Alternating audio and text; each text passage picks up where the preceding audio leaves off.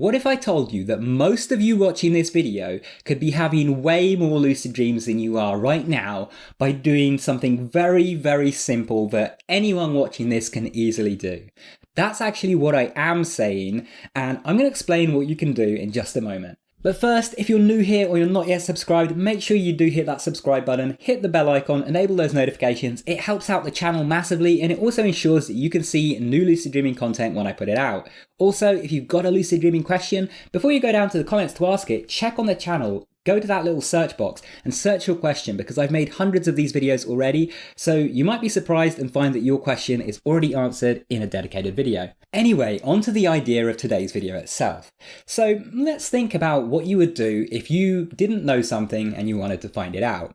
Well, you're sitting at your computer or in front of your phone right now, so you'd probably do what I would do a lot of the time and start off by heading to Google. Now, maybe this is just a cursory search. You just search something and you go to the first website and you've got your answer. Maybe this is something you need to research a bit. But either way, you just type in your question, you hit search, and you're bombarded with results immediately.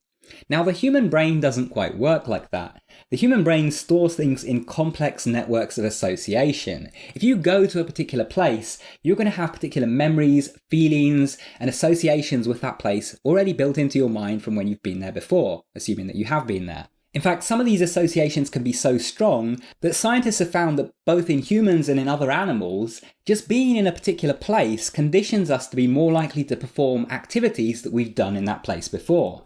But most of the time, we don't really think about that, the way that the things around us shape the way we think and the way we act. But we can take advantage of that in lots of ways, and we can do it with lucid dreaming too. So the first and most obvious example of this is with places.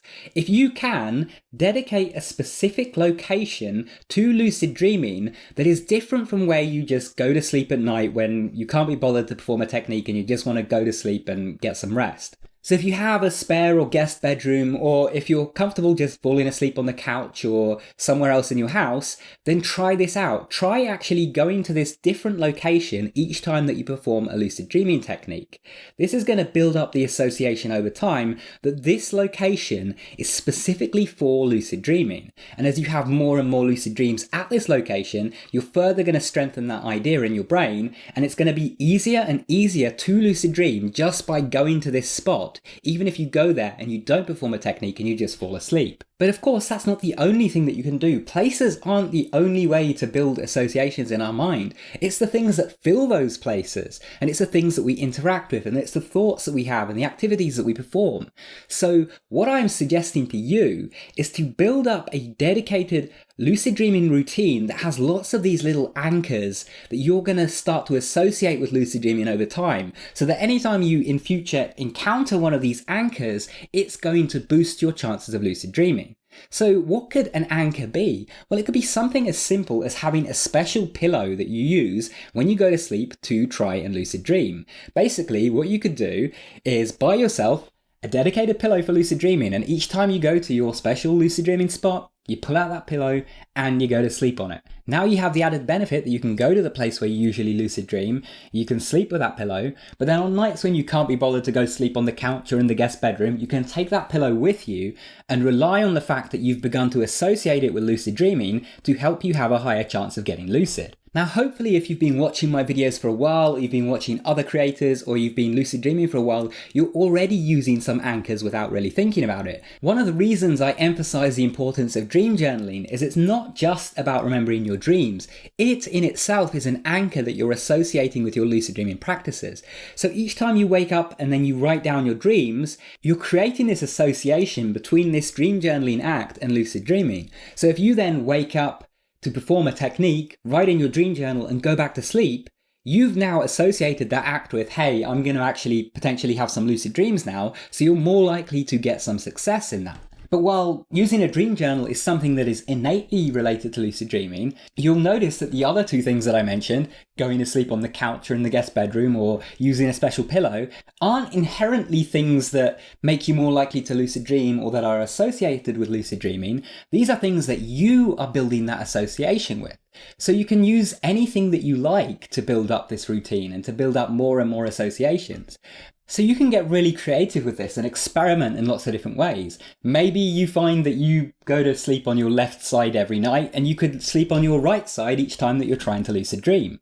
Maybe before bed you like to read a book and so you have a bedside lamp switched on. You could potentially get yourself a smart bulb for that lamp and set it to a specific colour spectrum on normal nights and then a different one on the nights when you're going to be attempting techniques. This way, over time and with constant repetition, your brain is going to start to associate, hey, the light is this colour, this is a night for lucid dreaming, and you're going to get better results. It can even be something seemingly nonsensical. You could have a tennis ball that you pick up and you just play around with for a bit before you actually attempt to lucid dream. The tennis ball itself has nothing to do with lucid dreaming, but over time you're going to build up that association, so just picking up that tennis ball is going to help put your mind in that place where you have the most lucid dreams. And what you can even do to further enhance the effectiveness of this method is to actually take nights where you've had a bunch of lucid dreams and then start introducing the routine after the fact. So for example, given the tennis ball example that we just had, when you wake up from a night where you've had lots of lucid dreams, you could pick up that tennis ball, look at the tennis ball for a minute, and for the next few months, you only pick up that tennis ball after you've had lots of lucid dreams. And then what you start doing after you've built up that association is start picking up that tennis ball, having a look at it before you go to sleep. So now your brain is going to be drawn back to that place where it was at on all of those nights where you're having lots of lucid dreams. I think at this point you can see that I could extend this video on for hours, just giving lots of different ideas for ways that you could use this.